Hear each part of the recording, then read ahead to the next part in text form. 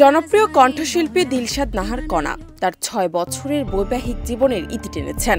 দীর্ঘ প্রেমের পর ২০১৯ সালে ব্যবসায়ী গোলাম মোহাম্মদ ইফতেখার গহীনকে বিয়ে করেছিলেন কণা। তবে সেই সম্পর্কের সমাপ্তি ঘটে গত ১৬ জুন, যা তিনি নিজেই ২৬ জুন রাতে সামাজিক যোগাযোগ মাধ্যমে একটি আবেগঘন বার্তার মাধ্যমে জানান দেন। ওয়ালটন আবারও মিলিনিয়ার অফারে ওয়ালটন ফ্রিজ কিনে আপনিও হয়ে যেতে পারেন মিলিয়নিয়ার। মিলিনিয়ার ছড়াছড়ি দেশ জুড়ে, এটা শুধু ওয়ালটেনই পারে। ভক্তদের উদ্দেশ্যে কণা জানান, আমার সকল শুভাকাঙ্ক্ষী ও প্রিয়জনদের উদ্দেশ্যে ভারাক্রান্ত হৃদয় জানাচ্ছি। দীর্ঘ ৬ বছরের বিবাহিত জীবনের পর আমি এবং গোলাম মোহাম্মদ ইফতেখার গহীন গত ১৬ জুন ২০২৫ তারিখে আমাদের বিবাহ বিচ্ছেদ সম্পন্ন করেছি।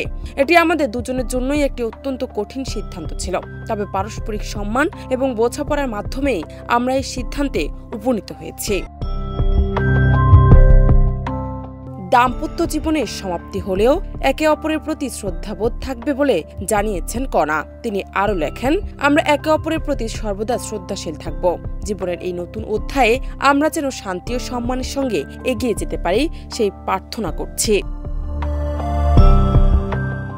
প্রসঙ্গত, ৭ বছর প্রেমের পর ২০১৯ সালের ২১ এপ্রিল গোলাম মোহাম্মদ ইফতেখার গহীনের সঙ্গে কণার বিয়ে হয়েছিল সম্পূর্ণ পারিবারিক পরিবেশে। কোনো আনুষ্ঠানিক আয়োজন ছাড়াই তারা জীবনের নতুন যাত্রা শুরু করেছিলেন।